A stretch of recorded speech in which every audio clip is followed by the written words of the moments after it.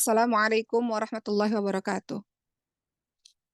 Alhamdulillahirabbil alamin wa bihi nasta'in ala umurid dunya waddin wassalatu wassalamu ala asyrafil anbiya'i wal mursalin wa ala alihi wa sahbihi ajmain amma ba'd. Rabbi shrah li sadri wa yassir li amri wahlul 'uqdatam min lisani yafqahu qawli amin amin ya rabbal alamin.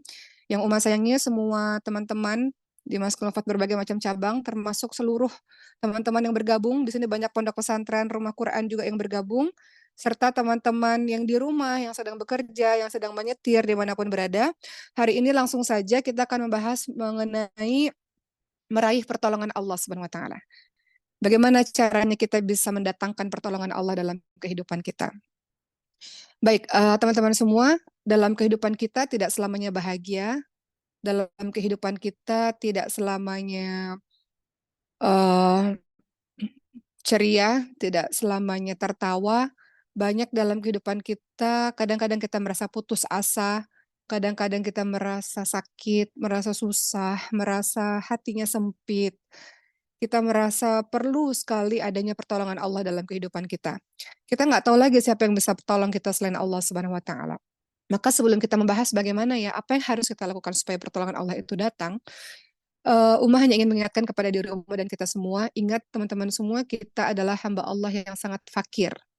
Allah itu Al-Ghani, Allah itu Maha Kaya.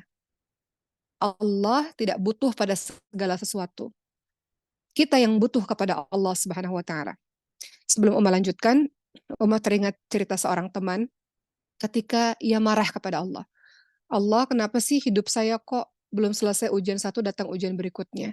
Belum selesai masalah satu datang masalah berikutnya. Kok nggak adil banget sih ya Allah, kok engkau jahat sekali ya Allah.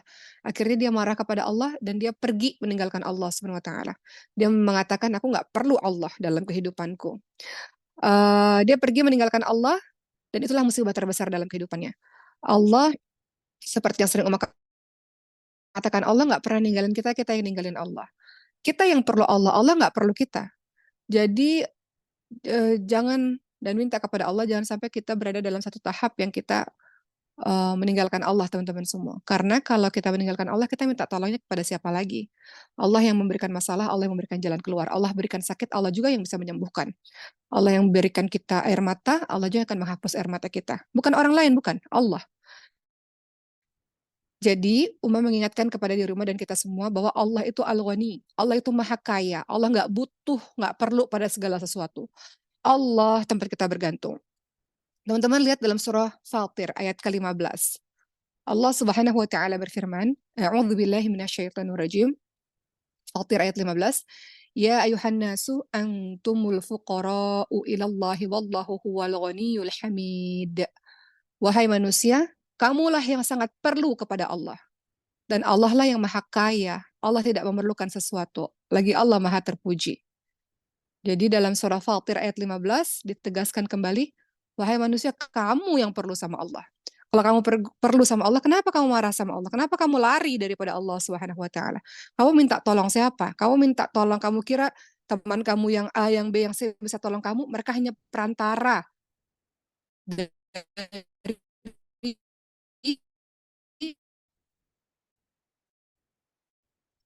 izin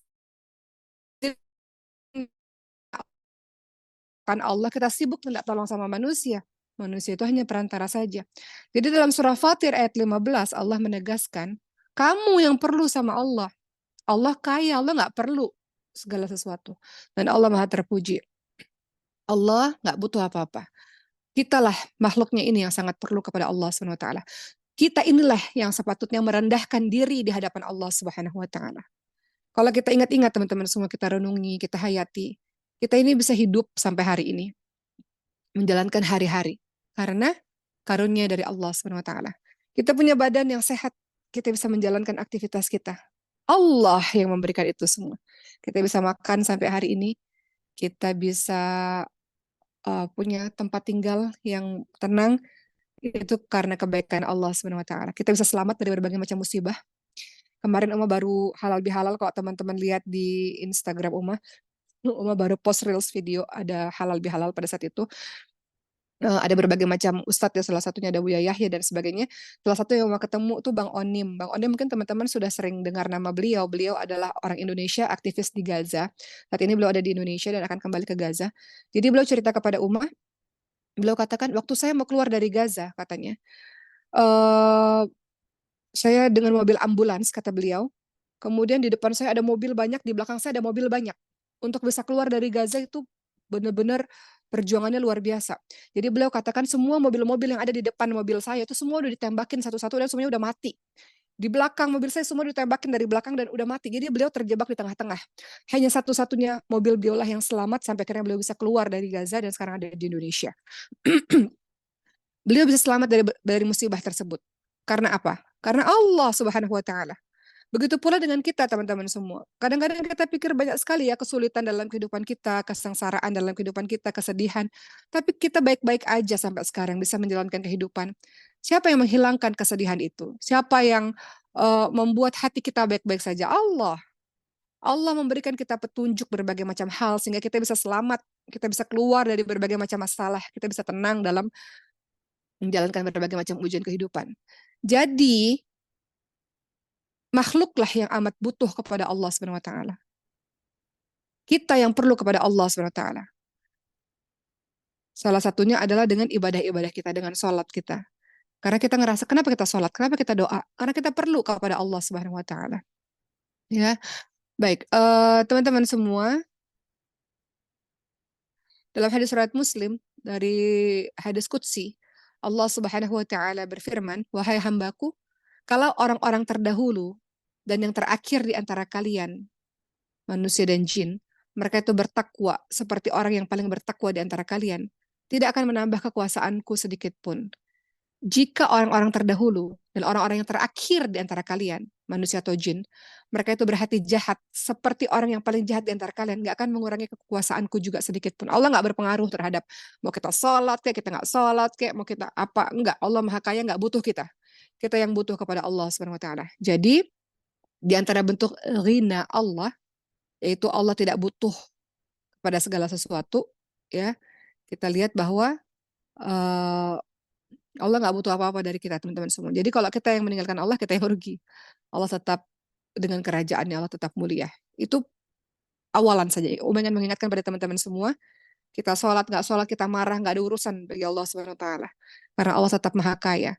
Allah nggak butuh kita yang butuh kepada Allah. Jadi musibah terbesar bagi seorang mukmin adalah ketika dia pergi meninggalkan Allah Subhanahu Wa Taala. Ketika dia meninggalkan Allah. Sekarang pertanyaannya, kalau kita tahu bahwa kita ini adalah makhluk yang memerlukan pertolongan Allah dalam kehidupan kita, bagaimana cara mendatangkan pertolongan Allah itu?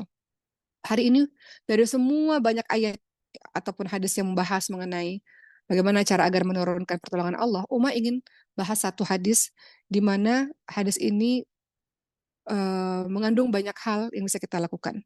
Ini adalah nasihatnya Rasulullah Shallallahu Alaihi Wasallam kepada Ibnu Abbas, ya Ibnu Abbas radhiyallahu anhu. Suatu ketika, ya Abdullah bin Abbas ini ya atau Ibnu Abbas ini, beliau pernah dibonceng di belakangnya Rasulullah Shallallahu Alaihi Wasallam, di atas untanya Rasulullah itu ada Ibnu Abbas di situ. Kemudian Rasulullah Shallallahu Alaihi Wasallam memberikan nasihat kepada Ibnu Abbas. Apa kata Rasulullah? Perhatikan nasihatnya Rasulullah dan akan kita bedah satu persatu nanti. Kata Rasulullah Shallallahu Alaihi Wasallam, wahai anak muda, aku akan mengajarkan kepadamu beberapa kalimat, yaitu jagalah Allah, niscaya Allah akan menjagamu. Jagalah Allah, maka engkau akan mendapati Allah berada di hadapanmu. Rasulullah lanjutkan, kalau engkau memohon atau meminta, mintalah kepada Allah. Jadi pertama suruh jaga Allah, kedua kalau mau minta apa-apa mintanya sama Allah. Kemudian Rasul katakan, kalau engkau minta pertolongan, minta pertolongannya kepada Allah. Rasulullah lanjutkan lagi yang berikutnya. Ketahuilah bahwa seandainya kalau seluruh umat berkumpul untuk memberikan suatu manfaat padamu, maka mereka tidak akan dapat memberi manfaat kepadamu kecuali sesuatu yang telah Allah tetapkan untukmu. Ketahuilah seandainya seluruh orang mau memberikan manfaat, mau memberikan kebaikan kepadamu, mau menolongmu, hal itu nggak akan pernah terjadi tanpa izin Allah. Jadi kalau ada orang yang tolong kita ya atas izin Allah. Jadi kalimatnya, seandainya seluruh umat berkumpul untuk memberikan manfaat kepadamu, mereka tidak akan bisa memberikan manfaat kepadamu kecuali dengan sesuatu yang sudah Allah tetapkan untukmu. Sebaliknya, kata Rasulullah, jika orang-orang berkumpul untuk menimpakan bahaya kepadamu, mereka nggak akan bisa melakukannya, nggak akan bisa memberikan bahaya untukmu, kecuali dengan sesuatu yang sudah Allah tetapkan atasmu. Ada orang-orang yang mau melukai kita, misalnya berencana ingin melukai kita. Sebagaimanapun rencana sematang apapun mereka berkolaborasi atau bekerja sama untuk menghancurkan kita, nggak akan pernah terjadi kalau Allah nggak izinkan. Artinya, kalau sesuatu terjadi dalam kehidupan kita, kepedihan, keburukan, ya berarti memang itu sudah Allah izinkan memang terjadi pada diri kita. Jadi nggak usah marah-marah, karena memang Allah izinkan keburukan itu terjadi kepada diri kita. Sudah bagian dari takdir kita. Berikutnya hadis tersebut dilanjutkan dengan pena telah diangkat, lembaran telah kering, sudah tertulis di Lauhul Mahfuz segala sesuatu. Hadis surat Tirmidzi. Jadi kita lihat teman-teman semua. Atau di hadis lain ya, dengan hampir senada bunyinya. Teman-teman juga boleh catat. Dalam hadis riwayat lain disebutkan, jagalah Allah, maka engkau akan mendapatkan Allah di hadapanmu. Berikutnya yang lainnya, kenali Allah ketika senang, maka Allah akan mengingatmu ketika susah. Manusia ini tabiatnya suka ingat Allah ketika susah aja. Ketika lagi sedih, lagi banyak utang, lagi sakit, lagi tertimpa musibah, baru ingat Allah, baru nangis-nangis, doa, baru bangun sepertiga malam terakhir. Giliran dikasih senang, lupa sama Allah. Diingatkan, kenalilah Allah ketika senang, ketika engkau kaya, sehat, bahagia, ingat Allah. Supaya ketika engkau susah, Allah ingat kamu. Kenalilah Allah ketika senang, maka Allah akan mengingatmu ketika engkau susah. Kemudian dilanjutkan oleh Rasulullah, ketahuilah bahwa apa yang luput darimu tidak akan menimpamu, dan apa yang menimpamu tidak akan luput darimu.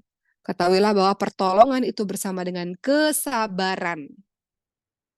Kelapangan bersama kesempitan, dan bahwa bersama kesulitan ada kemudahan. Oke, kita bahas ya satu-satu ya teman-teman semua. Baik. Jadi mendatangkan pertolongan Allah itu banyak yang bisa kita lakukan. Beberapa di antaranya yang pertama adalah jagalah Allah, niscaya Allah menjagamu. Apa sih yang dimaksud dengan jagalah Allah? Gimana cara kita menjaga Allah? Maksud menjaga Allah adalah menjaga batas-batas, menjaga hak-haknya Allah. Artinya apa? Menjaga perintah-perintahnya Allah, menjaga dengan cara menjauhi larangan-larangan Allah, menjaga perintah itu dengan menjaga atau mengerjakan kewajiban. Ya, meninggalkan larangan itu atau menjaga Allah itu dengan cara meninggalkan larangan, meninggalkan hal-hal yang diharamkan oleh Allah Subhanahu wa taala. Itu maksudnya. Apa sih yang harus dijaga? Larangan-larangan Allah harus kita jaga supaya kita nggak lakuin. Kemudian yang kita jaga juga adalah menjaga perintah-perintah Allah. Sekarang berikutnya kita akan bahas apa-apa saja yang harus dijaga oleh seorang hamba. Pertama, terperincinya itu menjaga tauhid. Menjaga tauhid. Rasulullah SAW pernah bertanya kepada Mu'adz bin Jabal radhiyallahu anhu, wahai Mu'adz, kata Rasulullah, wahai Mu'adz, tahukah engkau apa haknya Allah yang wajib dipenuhi oleh hambanya, dan apa hak hamba atas Allah? Mu'adz menjawab, Allah dan Rasulullah lebih mengetahui. Kemudian Rasulullah katakan, hak Allah yang wajib dipenuhi oleh hamba-hambanya ialah agar mereka beribadah kepada Allah saja dan tidak berbuat syirik. Jadi yang harus dijaga kan tadi, jagalah Allah maka Allah menjagamu. Apa sih yang harus dijaga? Jaga tauhid. Jaga tauhid itu apa? Jangan syirik. Doanya sama Allah, minta tolongnya sama Allah, takutnya hanya sama Allah, bersandarnya hanya sama Allah aja. Jangan syirik, jangan bergantung kepada makhluk. Umma seringkali ceritakan hal ini. Ketika anak-anak rumah sakit, Umma kita ke dokter, hanya dokter yang bisa menyembuhkan. Dokter itu perantara, yang bisa menyembuhin Allah. Meminta sesuatu, minta dulu sama Allah. Umma ini, orang tua ini hanya perantara. Kalau kita ngasih sesuatu, ini perantara doang. Jadi mintanya sama Allah. Jadi jangan bergantung kepada selain Allah. Apapun Allah. Sebelum Uma lanjutin, Uma mau cerita sama teman-teman semua. 2 hari lalu ada tamu datang ke rumah Uma. Singkatnya beliau adalah seseorang yang banyak ujian kehidupan lah. Dan beliau seorang janda, hidup seorang diri. Kata beliau, kan umat tanya, jadi seorang janda gimana? Pasti rasa sepi luar biasa ya. Kadang kan perempuan itu kan kadang butuh teman gitu ya, butuh tempat ngobrol, butuh seseorang untuk mendengarkan gitu. Kata beliau, enggak. Walaupun saya sendiri, enggak berarti saya sepi karena hati saya penuh dengan Allah Subhanahu wa taala. Saya ngerasa hati saya penuh sama Allah. Jadi saya nggak kebayang kalau kehidupan saya tanpa Allah. Allah membuat hidup saya nggak sepi. Allah membuat hidup saya nggak merasa sendiri. Hati saya penuh dengan Allah Subhanahu wa taala. Kata beliau begitu. Jadi di sini kita bisa lihat bagaimana beliau berusaha menghadirkan Allah di hatinya sehingga hatinya penuh pada kecintaan kepada Allah SWT. Jadi kembali lagi, kalau mau mendatangkan pertolongan Allah, caranya adalah jaga Allah. Jaga Allah itu adalah dengan cara menjaga perintah-perintah Allah dan menjaga larangan Allah. Menjaga perintah-perintah Allah, beberapa di antaranya adalah menjaga tauhid, tauhid yang kokoh, yaitu berdoa, meminta segala sesuatu, berharap, bergantung hanya kepada Allah Subhanahu wa taala.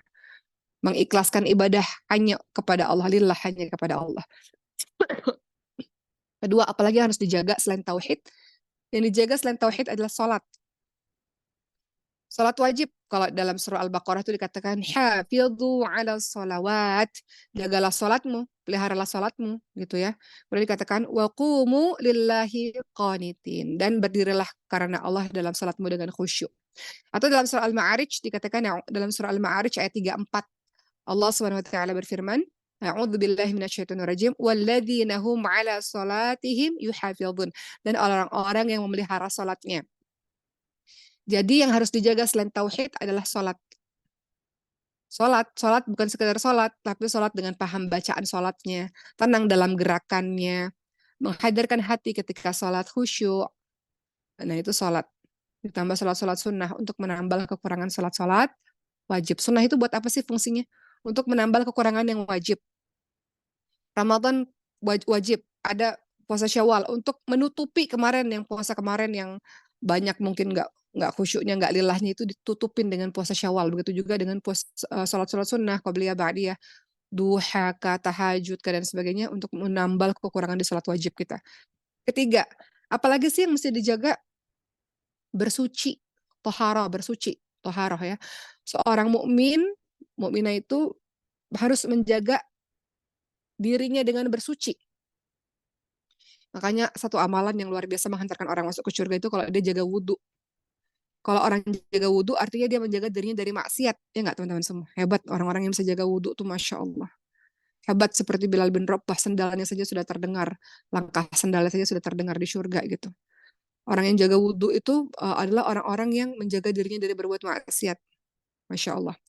Ya, dikatakan al-tuhuru syatrul iman. Bersuci adalah sebagian daripada iman. Ya, jadi kalau misalnya jaga wudhu, maka Masya Allah. Ya, Nabi Muhammad SAW bersabda apa? Ketahuilah bahwa sebaik-baik amal kalian adalah sholat, dan tidak ada orang yang menjaga wudhu melainkan orang mukmin. Bisa juga tuh amalan yang mungkin selama ini kita masih abaikan.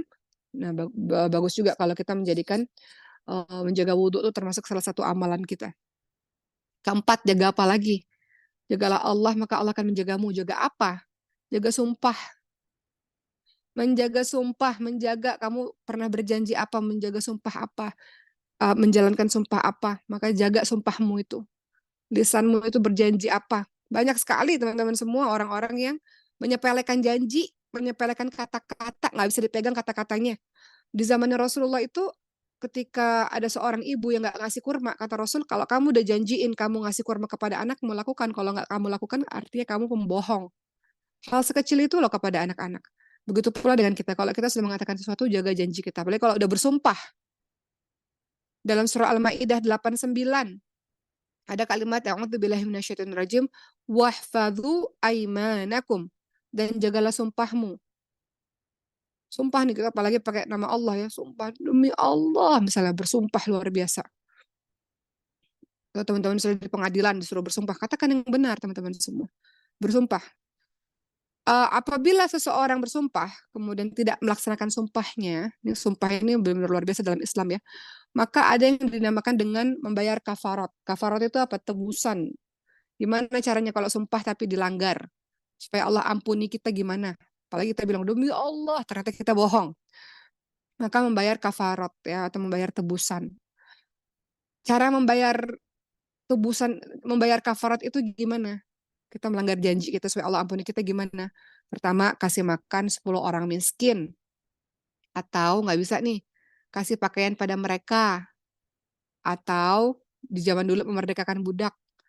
Nggak bisa ngasih makan 10 orang miskin, nggak bisa kasih pakaian, nggak bisa memerdekakan budak.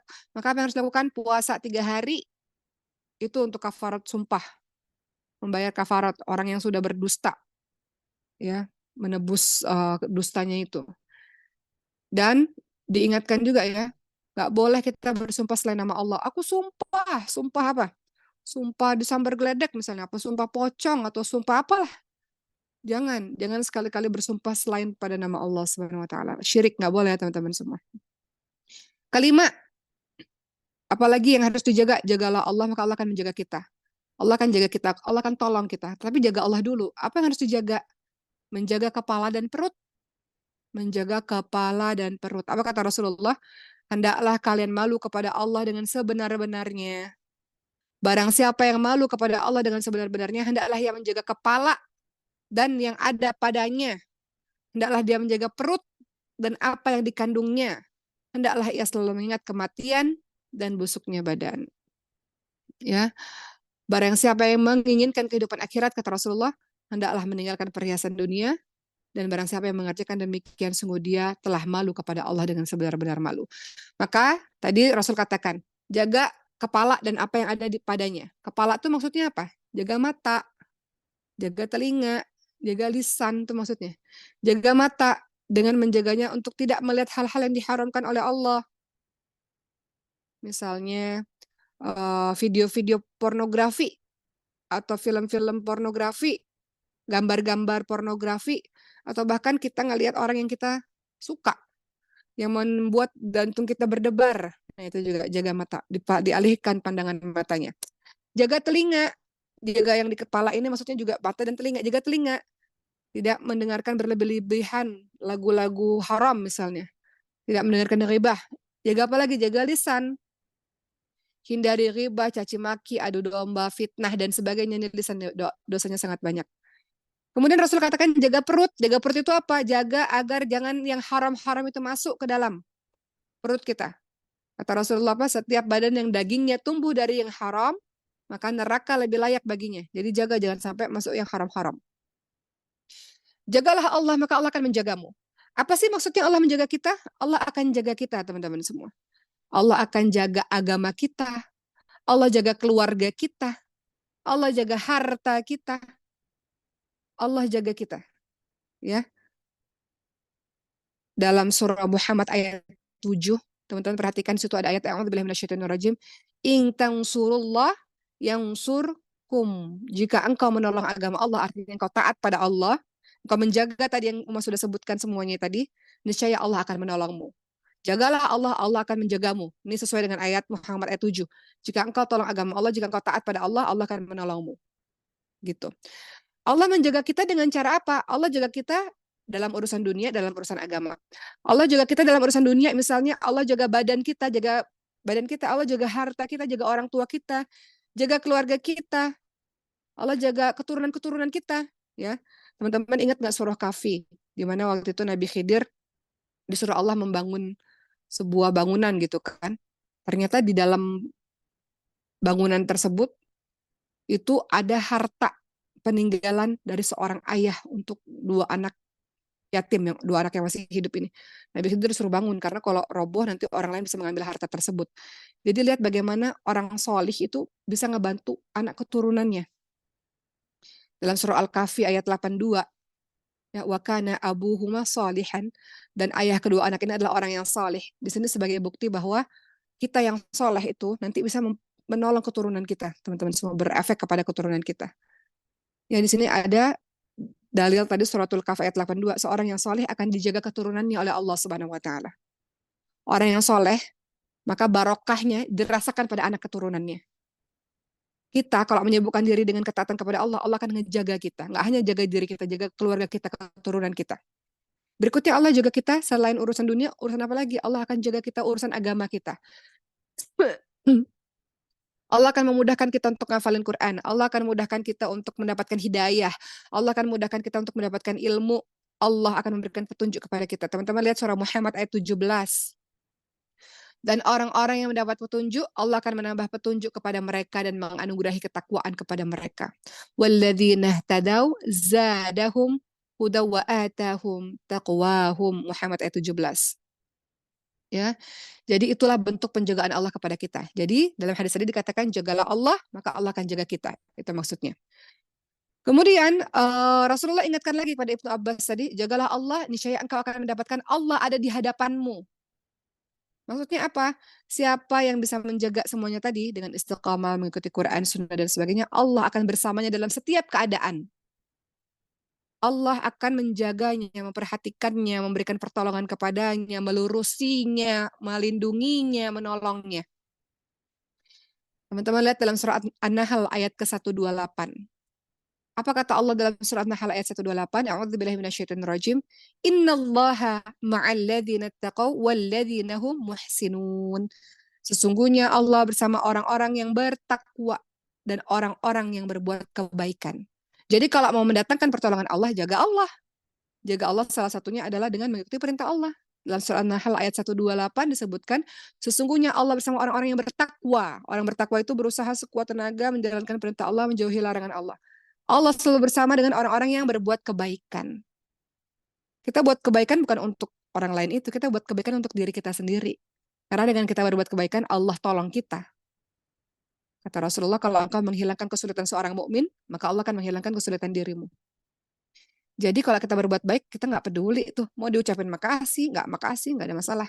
Mau dipuji, nggak ada masalah. Mau dilihat, nggak ada masalah. Kita buat baik bukan buat siapa-siapa. Kita buat baik untuk diri kita sendiri. Karena kita tahu, فَمَن يَعْمَلْ مِثْقَالَ ذَرَّةٍ خَيْرًا يَرَهُ. Kebaikan yang kita kerjakan, Allah akan balas. Dalam surah An-Nahl 128, Allah bersama orang-orang yang bertakwa dan orang-orang yang berbuat baik. Berikutnya, di hadis tadi yang Umar sampaikan di awal, berbunyi, kenalilah Allah di saat senang, maka Allah akan mengenalmu di saat susah. Jadi pada saat kita kaya, kita lagi sehat, kita lagi aman, lagi senang, ingat sama Allah Subhanahu wa taala dengan menjalankan berbagai macam kewajiban. Dengan menjauhi berbagai macam larangan. Dengan memperbanyak amalan-amalan sunnah. Ketika lagi senang, lagi happy, lagi bahagia, lagi di puncak, lagi kaya, ingat sama Allah. Kenapa? Barang siapa mengenal Allah dalam keadaan seperti ini, maka Allah akan mengenalnya pada saat engkau sempit, susah, sakit, fakir. Allah akan kenal dirimu. Coba kita lihat teman-teman semua. Nabi Muhammad SAW mengenal Allah dalam keadaan senang. Dan Allah pun mengingat Nabi Muhammad pada saat Nabi Muhammad susah. Ketika Nabi Muhammad berada di Gua Thur. Ya kan? Ingat nggak kisahnya Nabi Muhammad bersama dengan Sayyidina Abu Bakar? Mau dibunuh orang-orang kafir Quraisy. Allah ingat Nabi Muhammad. Allah bantu dengan menutup pintu gua dengan jaring laba-laba. Allah bantu Nabi Muhammad pada saat Nabi Muhammad susah saat perang Badar. Umat muslim jumlahnya hanya sedikit pada saat itu. Nggak mungkin menang. Tapi Allah bantu. Karena Rasulullah ingat Allah pada saat Rasulullah senang. Dalam perang Ahzab misalnya. Gimana caranya bisa menang ini perang Ahzab ini? Mau diserbu. Kemudian akhirnya para sahabat membuat parit di sekeliling kota Madinah. Mau diserbu gimana nih? Allah hadirkan angin kencang menghancurkan para musuh. Allah menolong orang-orang Islam. Nabi Yunus alaihissalam mengenal Allah pada saat senang. Maka pada saat Nabi Yunus masuk dalam perut ikan, gak ada yang bisa tolong. Siapa yang bisa tolong? Allah. Allah meneguhkan hatinya, menguatkannya, menyelamatkannya Allah. Jadi barang siapa yang berdekatan dengan Allah pada saat dia senang, maka Allah akan memberikan kasih sayang padanya dan menolongnya pada saat dia susah. Jadi sekarang kalau teman-teman kehidupannya lagi tenang-tenang baik-baik aja, ingat sama Allah. Supaya nanti kalau engkau sedih, Allah ingat kepada dirimu. Berikutnya dalam hadis yang disampaikan perkataan itu kepada Ibnu Abbas, kalau engkau minta sama Allah, ya kan? Ada kalimat itu kan? Jika engkau minta sama Allah, maksudnya apa? Doa. Doa. Ad-du'ahu ad-du'a'u huwal ibadah. Ya, dikatakan doa itu adalah ibadah. Ya, kata Allah dalam surah Ghafir ayat ke-60, Ud'auni astajib lakum. Berdoalah kepadaku maka akan aku perkenankan bagi kalian. Mau mendatangkan pertolongan Allah selain jaga Allah tadi, ya. Berikutnya adalah doa. Doa sama Allah. Hal sepele, hal kecil apapun doa. Doa itu senjatanya umat Islam ya, senjatanya orang-orang mukmin. Wajib doa. Doa itu menunjukkan kerendahan hatian kita. Kita nggak bisa berbuat apa-apa. Hanya Allah yang bisa tolong kita. Minta kepada Allah SWT. Doa. Ya. Jangan minta-minta pada manusia. Minta sama Allah SWT. Kata Rasulullah, seorang yang senantiasa minta-minta pada orang lain, dia akan datang pada hari kiamat dengan tidak ada sepotong daging pun di wajahnya. Artinya apa? Jangan minta-minta pada orang lain, kecuali dalam keadaan darurat ya. Minta pada Allah dan Allah lah yang akan menggerakkan orang lain tersebut untuk menolongmu. Dalam perkataan Rasulullah kepada Ibnu Abbas juga ada kalimat kalau minta tolong hanya kepada Allah. Ya kan? Artinya apa? Jangan minta sama makhluk. Sama kayak tadi, minta tolong hanya kepada Allah SWT. Berikutnya teman-teman semua, dalam surah Al-Fatihah ayat 5, teman-teman bilang apa? Iyyaka na'budu wa iyyaka nasta'in. Ya kan? Hanya kepada Allah, Engkau lah ya Allah kami beribadah, dan hanya kepada Engkau lah kami memohon pertolongan. Jadi minta sama Allah, sungguh-sungguh minta sama Allah SWT. Teman-teman tahu Rasulullah itu pernah berwasiat kepada Mu'adz bin Jabal agar selalu berzikir sesudah sholat wajib 5 waktu. Jadi kalau ada sholat wajib, zikir dulu. Salah satu zikir yang diajarkan kepada Mu'adz bin Jabal apa? Allahumma a'inni ala dzikrika wa syukrika wa husni ibadatik. Itu salah satu doa yang diajarkan Rasulullah kepada Mu'adz bin Jabal. Ya Allah, tolonglah aku dalam berzikir kepadamu, bersyukur kepadamu, beribadah dengan baik kepadamu. 3 hal ini minta teman-teman semua, minta sama Allah. Tolonglah aku dalam berzikir kepadamu. Gak semua orang loh ingat untuk zikir sama Allah.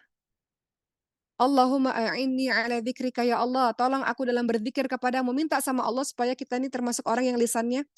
Zikir kan mudah. Gak semua orang melakukan loh teman-teman semua. Gak semua orang.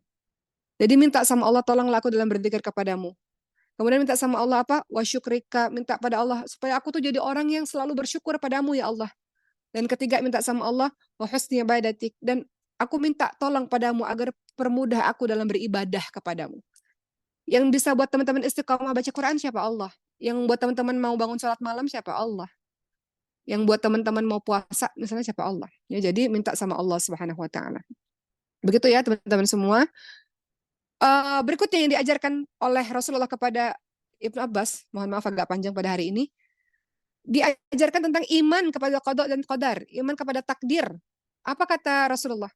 Ketahuilah bahwa seandainya seluruh umat berkumpul memberikan satu manfaat, nggak akan bisa mereka kasih manfaat. Kecuali apa yang Allah tetapkan bagimu. Sama juga kalau ada orang jahat mau mencelakakan dirimu, dia nggak akan pernah bisa berhasil. Kecuali apa yang sudah Allah tetapkan padamu. Artinya apa? Ini menjadi kepercayaan kita kepada qada dan qadar. Pendorong kita bahwa seluruh manusia nggak akan mampu mendatangkan kebaikan atau keburukan kecuali atas izin Allah Subhanahu wa taala. Jadi, kalau kita mendapatkan keburukan, yakin bahwa Allah telah menetapkan keburukan itu atas diri kita. Maka disuruh untuk ridha terhadap qada dan qadar. Ridha. Memang itu sudah Allah takdirkan untuk diri kita. Ya. Kemudian terakhir kata Rasulullah, kemudian terakhir dikatakan pena telah diangkat dan lembaran telah kering. Artinya apa? Takdir itu sudah selesai ditulis. Jadi berimanlah kepada qada dan qadar. Tugas kita adalah ikhtiar maksimal dan doa maksimal. Ya, begitu ya teman-teman semua. Dan Umay ingin menyampaikan terakhir pada hari ini, setelah tadi kita tahu, oh ternyata kalau mendatangkan pertolongan Allah itu caranya adalah dengan menjaga Allah, caranya adalah dengan meminta pertolongan kepada Allah Subhanahu wa taala, ya. Terus apalagi tadi?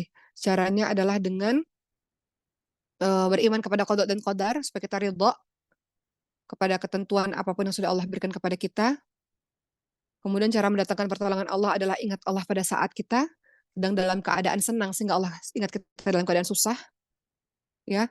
Berikutnya ternyata Rasulullah juga ingatkan, ketahuilah bahwa kemenangan itu bersama dengan kesabaran. Jadi kalau mau datangkan pertolongan Allah, mesti sabar dalam berbagai macam ujian kehidupan dalam kehidupan kita.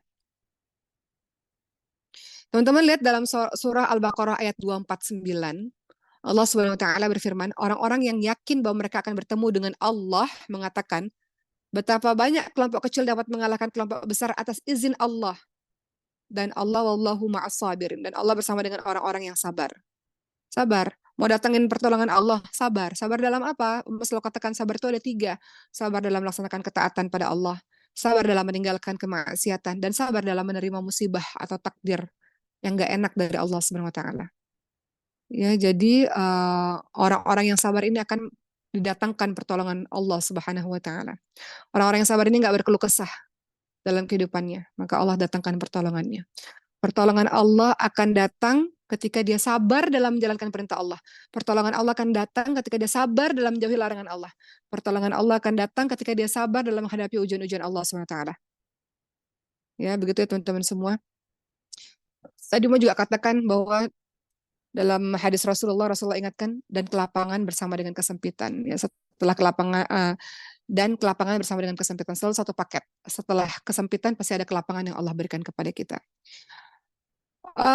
Kalau kita ingat teman-teman semua, Allah itu banyak sekali, atau dalam Al-Quran banyak sekali menceritakan tentang ujian-ujian para nabi kan. Kisah Nabi Nuh alaihissalam, yang akhirnya diselamatkan oleh Allah Subhanahu wa taala dengan perahu. Nabi Ibrahim alaihissalam diselamatkan oleh Allah Subhanahu wa taala dari api. Nabi Ismail alaihissalam ketika disembelih diselamatkan oleh Allah diganti dengan domba. Kisah Nabi Musa alaihissalam diselamatkan oleh Allah, datang pertolongan Allah uh, dengan cara Allah, Nabi Musa lautnya disatukan lagi. Kisah Nabi Yunus alaihissalam, Allah tolong dengan dimuntahkannya Nabi Yunus dalam perut ikan. Nabi Muhammad SAW Allah tolong dalam perang Badar, perang Uhud, perang Khandaq, perang Ahzab, dan perang-perang yang lainnya. Kita lihat teman-teman semua kesulitan itu ada kemudahannya. Semua kesulitan itu ujungnya datang pertolongan Allah Subhanahu wa taala. Ya, fa inna ma'al usri yusra, inna ma'al usri yusra. Sesungguhnya setiap kesulitan ada kemudahan.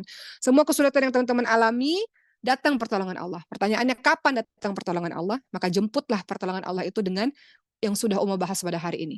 Dengan menjaga Allah tadi. Menjaga Allah seperti apa sudah kita bahas pada hari ini. Begitu ya. Dalam surah At-Talaq ayat 26 dikatakan, wa may yatawakkal 'ala Allah fahuwa hasbuh. Bertawakal kepada Allah, niscaya Allah akan mencukupkan keperluanmu. Bertawakal, berserah kepada Allah, bersandar kepada Allah. Bersandar itu artinya bukan nggak berusaha, bersandar itu akhirnya menyerahkan kepada Allah SWT dengan usaha maksimal, dengan doa maksimal. Alhamdulillah hari ini kita sudah bahas mengenai menurunkan pertolongan Allah adalah dengan percakapan antara Rasulullah dengan Ibnu Abbas.